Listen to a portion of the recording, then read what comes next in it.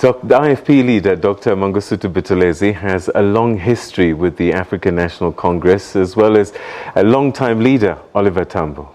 And we're celebrating the centenary, what would have been his 100th birthday this week.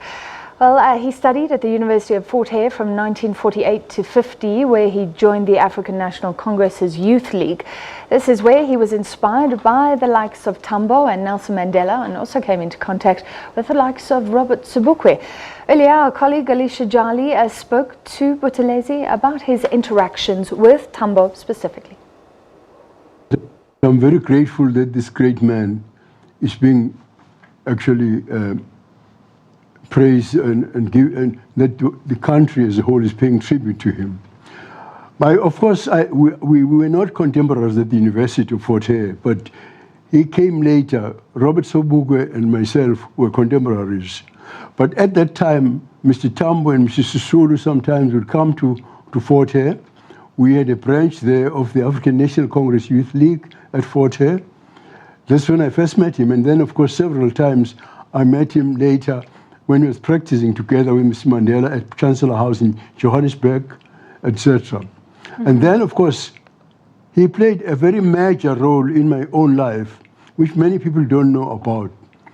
He together with the the President General of the ANC, Inkosi Albert Lutuli, sent the former interim leader of the ANC in Gauteng, Mr. Clopas Nsibande, to my sister, who was married to a doctor at Davidton, Mafudotwana, to say, since we as ANC were opposed to the homeland policy, however, since they were putting pressure and would ultimately force us to comply, that they were pleading with me that if Amakosi, traditional leaders of KwaZulu, chose to elect me, I must not refuse because of the policy of our organization, the ANC, which was opposed to it, because they would prefer that I should be the one who runs that so that we can push it to where the founders of it didn't want it to go. And then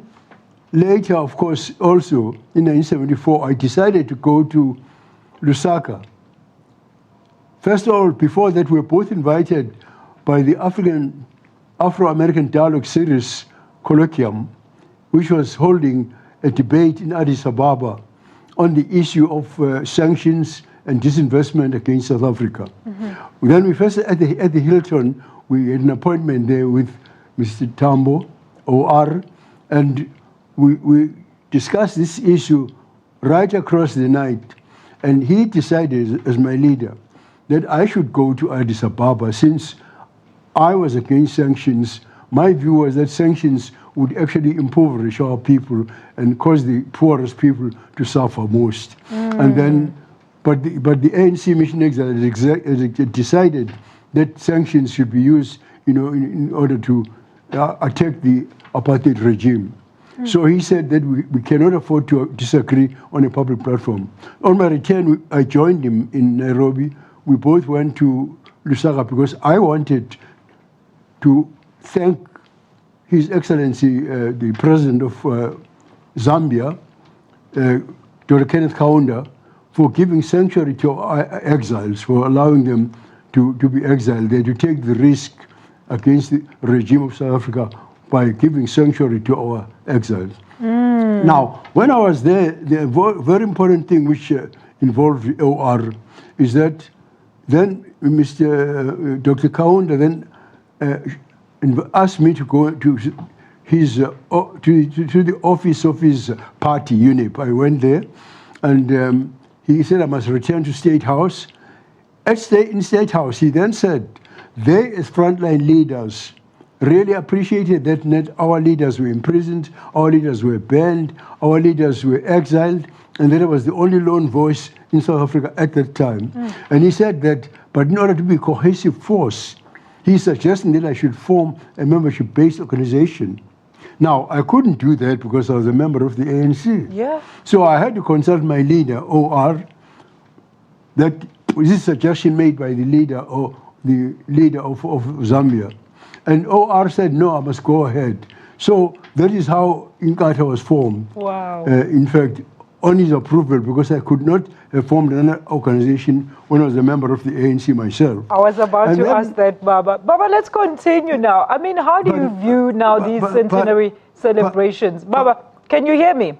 How do you view these Yes. centenary celebrations now that have been planned to commemorate and remember him? Do you think they'll help us as a society to remember the values that Tambo lived by and be able to emulate these into our own lives? Can I just complete what you were saying, how we met? Yes. Go Later ahead. then I wanted to have a publication for Inkatha. And then I went to Stockholm to look for money. And CEDA in Stockholm said, no, we only deal with the ANC. Because I was approaching them now wearing an Inkatha hat, and they didn't know what Inkatha was. So they said, unless Mr. Tambo nodded, they couldn't give me money. So in fact, I contacted him, and he flew to Stockholm to nod, and I got that money.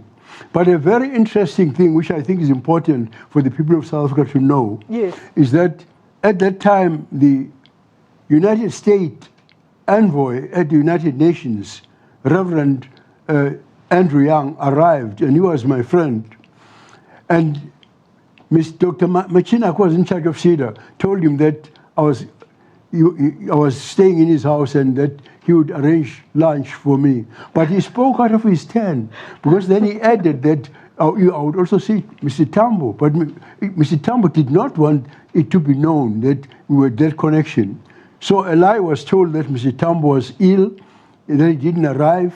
In fact, his lunch was served privately with a tray in the bedroom where he slept. And I had lunch with Andrew Young in the dining room. You know, I thought it's a very important thing for people, for you to know and to actually laugh about it. Now, concerning what is going on now, I think that I'm just thrilled, you know, because we're talking about one of the architects of our freedom.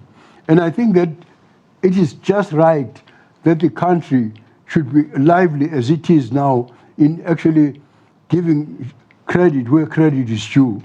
Because Mr. Tambo is not being just what you call flattered because he is dead and so on. Actually, he deserves each and every accolade that is being actually given to him at this time is something that he really deserves.